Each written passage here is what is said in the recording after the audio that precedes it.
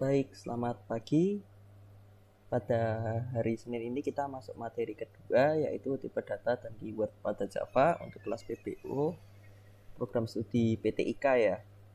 Kemudian di sini yang pertama saya akan menjelaskan mengenai keyword atau reserved word.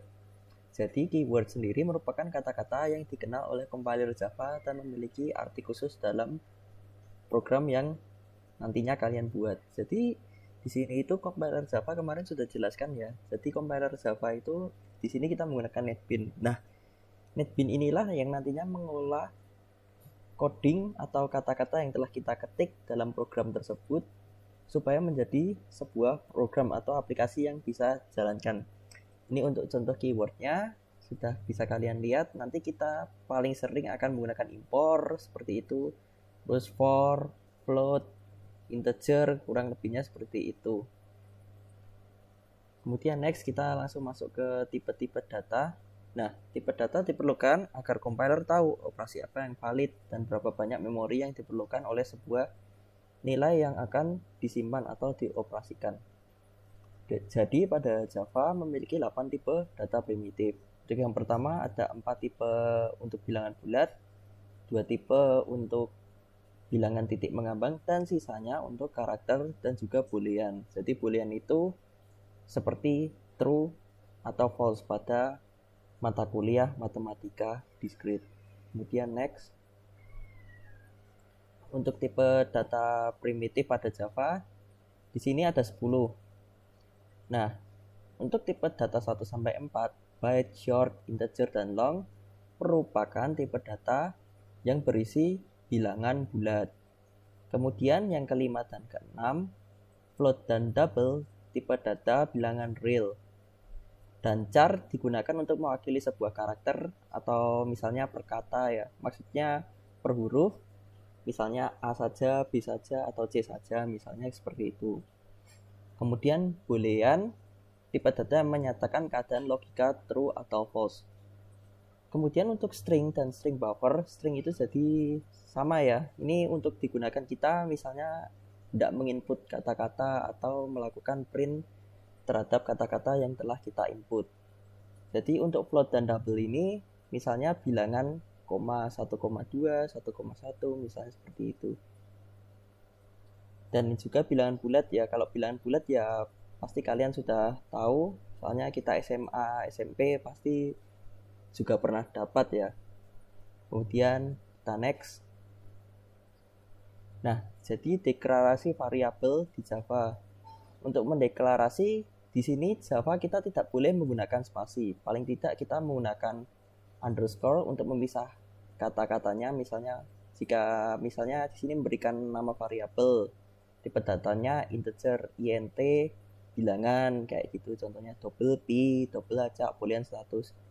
Tetapi untuk namanya misalnya di sini int bilangan underscore 1.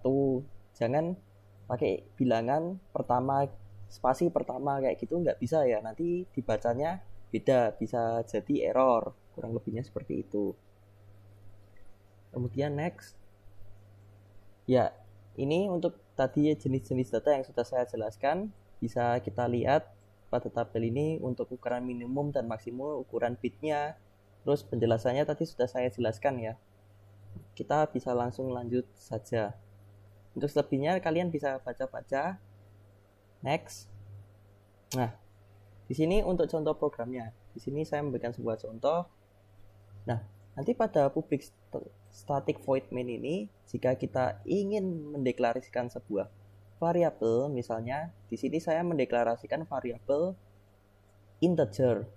Jadi untuk memanggil variabel integer ini, kita pertama mendeklarasikan dulu ya. Di sini saya memberi nama variabelnya abc dengan nama int. Jadi int abc. Kemudian untuk memanggil abc ini pada Java kita lakukan shout kemarin atau sistem out print line. Kemudian di sini stringnya kita masukkan manual saja juga bisa, isi variabel abc. Nah, untuk memanggil variabel abc ini kita gunakan tombol plus abc supaya variabel abc ini yang berupa integer bisa terpanggil kepada sistem out print. Next. Nah, untuk di sini saya akan juga menjelaskan mengenai konstanta ya. Jadi Java memungkinkan pendefinisian konstanta melalui kata kunci final. Contohnya di sini final double P 3,14. Nah, untuk contoh programnya sama tadi sudah saya jelaskan. Final double P sama dengan 3,4. Terus di sini menjelaskan radiusnya mau berapa. Nah, jadi untuk hitung keliling lingkaran, rumusnya misalnya 2 kali pi dikali radius atau jari-jarinya misalnya. Jadi untuk di sini pemanggilannya tetap menggunakan plus 2, kemudian ini bintang ini sebagai lambang perkalian pada pengkodingan Java. Kemudian next. Nah, jadi kemudian kita masuk ke operator. Jadi operator adalah simbol atau karakter khusus yang nantinya digunakan dalam suatu ekspresi untuk menghasilkan suatu nilai. Java menyediakan beberapa jenis operator. Di sini misalnya operator aritmatika, operator penambahan dan pengurangan, operator penugasan, operator pembandingan, operator logika, dan juga operator bit. Next. Jadi menurut jumlah operan yang dilebatkan, operator diklasifikasikan menjadi operator unary atau operator yang hanya melibatkan satu operan, kemudian binary jadi operan melibatkan 2 operan ya, dan tertiary yang melibatkan 3 operan. Jadi untuk operator ini di sini ada operator aritmatika. Untuk operator aritmatika bisa dilihat ya, di sini ada plus untuk penjumlahan, kemudian minus untuk pengurangan, bintang untuk perkalian, dan slash untuk pembagian, persen untuk sisa, mencari sisa hasil bagi. Next. Nah, operator penambahan dan pengurangan. Di sini untuk auto increment menggunakan simbol plus plus, dan untuk auto decrement menggunakan min. Jadi di sini contohnya x semula tuh 5, pernyataannya y sama dengan x plus plus, jadi hasil y sama dengan 5, hasil x sama dengan 6 karena adanya pertambahan. Nah, di sini x semulanya 5, kemudian sama dengan y sama dengan plus plus x. Jadi di sini untuk keduanya bakal menghasilkan 6 sama 6. Kemudian begitu juga untuk yang pengurangan. Untuk pengurangan kalau y sama dengan x min, jadi hasil y-nya 5, tetapi untuk hasil x-nya terdapat pengurangan yaitu 4. Untuk y sama dengan min x, berarti keduanya untuk y dan x akan berkurang sama dengan 4. Jadi di sini x plus plus diisi dulu, kemudian di increment. Kalau untuk yang tanda plus plus atau min-nya di awal, di increment dulu, kemudian baru diisi. Atau decrement misalnya, jadinya kalau ini min kemudian diisi dulu, kemudian di decrement, kemudian kalau min dulu di decrement dulu, kemudian diisi. Kurang lebihnya seperti itu. Next. Nah, di sini ada operator penggabungan ya, sudah saya jelaskan tadi ada tanda plus. Jadi plus selain bisa untuk penjumlahan juga bisa digunakan untuk menggabungkan kedua string. Contohnya di sini selamat belajar plus Java. String selamat belajar dan Java bila digabungkan menjadi selamat belajar Java. Terus UKSW Salatiga, misalnya stringnya di sini digabungkan menjadi UKSW Salatiga. String 2 dan juga 4 sama dengan 24. Jadi ini bukan 6 ya, karena di sini kita menganggapnya string karena menggunakan petik 2 ini. Jadi dia bakal menghasilkan 24, bukan 6. Kurang lebihnya seperti itu. Jadi kemudian ini kita masuk ke operator penugasan. Jadi operator penugasan sama dengan untuk pemberian nilai, plus sama dengan penambahan bilangan, min sama dengan pengurangan bilangan, kali sama dengan pengalian bilangan, pembagi, terus slash sama dengan pembagian bilangan, persen sama dengan pemulaan sisa hasil bagi. Next. Nah, di sini kita kemudian masuk ke contoh program. Nah, ini contoh programnya ya. Nah, saya zoom supaya bisa terlihat dengan jelas. Nah, untuk mendeklarasikan suatu program di sini kita nanti pertama ini ya, untuk membuat project di tugas kemarin sudah ada pakai new project misalnya, terus Java application next. Nah ini nama programnya apa, kemudian klik finish. Seperti itu. Kemarin kan di tugas kalian sudah ada, sudah bisa ya pasti membuat project. Kemudian kita masuk ke Java application ini yang sudah saya buat, atau application 1 untuk contohnya. Nah, tadi sudah jelaskan ya. Jadi untuk melakukan pemanggilan ini Java Util Scanner tadi menggunakan keyword dengan nama import. Jadi import ini untuk memasukkan tools yang kita nanti gunakan untuk melakukan compile pada coding yang kita kerjakan. Di sini untuk coding nanti kita harus masukkan ke public static void main supaya dapat berjalan. Nah, untuk melakukan inputan di sini saya menggunakan scanner. Nah, scanner ini tadi kita import dari Java Util Scanner, jadinya nanti otomatis seumpama ini saya buang ya. Nah, di sini akan terdapat gambar balon karena scannernya kita belum import. Nanti kalau kita ketik scanner S sama dengan new scanner system.in, kalau terdapat error langsung tekan saja add import for Java Util Scanner. Nah, nanti scanner pun terimport, kemudian di sini kita bisa langsung melakukan pengerjaan selanjutnya. Jadi untuk scanner, misalnya di sini saya memberi namanya scanner to S.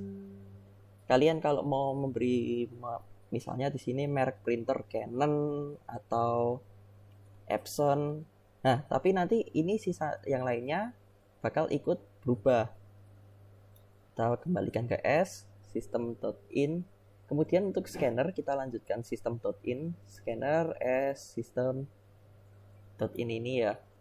Kemudian sistem out print input nama KTP. Nah, untuk melakukan inputan di sini kita menggunakan data integer. Nah, integer sini saya deklarasikan sebagai nomor KTP. Kemudian kita lakukan integer.parseInt scanner next line. Nah, supaya scanner ini bisa membaca, kita harus melakukan penamaan pada setiap deklarasi yang kita lakukan. Kemudian dilanjutkan sama dengan ini nama scannernya. Di sini saya memberikan nama s.nextLine, kurang lebihnya seperti itu. Kemudian jangan lupa diberi tanda kurung tutup kurung buka, kemudian dipetik. Begitu juga seterusnya, itu digunakan untuk melakukan inputan. Nah, jadi di sini saya akan melakukan run project pada file yang telah saya buat. Nih ya, di sini kita melakukan input nomor KTP. Karena sifatnya integer, kita masukkan angka 1, 2, 3, 4, 5, 6. Kemudian nama, karena nama di sini sifatnya string dan ini scannernya bisa kita mendeteksi format string, misalnya di sini Ivan. Jadi string itu kumpulan kata-kata ya. Kemudian enter. Tempat tanggal lahirnya, di sini tempat tanggal lahir juga saya definisikan string. Jadi string Sukarjo 24 Oktober 99 misalnya seperti itu. Jenis kelamin laki-laki. Nah, jika sudah, maka sistem akan melakukan pemanggilan penampilan data. Di sini saya sudah membuat tampilkan data. Nah, ini untuk melakukan pemanggilan terhadap string dan integer yang telah kita input seperti nomor KTP, nama, tempat tanggal lahir, dan lain sebagainya, kita melakukan penggabungan dengan operasi plus ini. Jadi misalnya di sini string nomor KTP ditambah inputan nomor KTP. Kemudian juga string nama di sini namanya siapa. Jadi kita panggil dari scanner yang telah kita masukkan atau buat tadi. Di sini string nama. Jadi kita melakukan pemanggilan nama, terus penggabungan tempat tanggal lahir dari scanner yang melakukan inputan tempat tanggal lahir dan juga jenis kelamin yaitu string JK untuk Jadi untuk membuat ini scanner, kita pertama definisikan dulu terlebih dahulu untuk scannernya namanya apa, terus dilanjutkan dengan new scanner. Kalau ini new scanner ini sifatnya paten ya. Untuk namanya bebas, mau kalian beri nama Canon, Epson, apa nama kalian sendiri boleh. Kemudian untuk melakukan pemanggilan scanner tersebut, di sini kita definisikan terlebih dahulu misalnya mau formatnya integer misalnya seperti itu. Kemudian disama dengankan nama scanner dilanjutkan next line. Kurang lebihnya seperti itu. Baik, sekian dari yang dapat saya jelaskan. Jika mungkin ada yang kurang jelas atau salah tutur kata bisa ditanyakan ya. Mohon dimaafkan juga kalau misalnya kurang lengkap gitu. Nanti materinya bisa dicek, PowerPoint-nya sudah saya share. Sekalian dibaca-baca ya buat latihan, dicoba-coba cara ngoding-ngodingnya ini dipelajari benar-benar. Tetap sehat, semangat selalu. Terima kasih.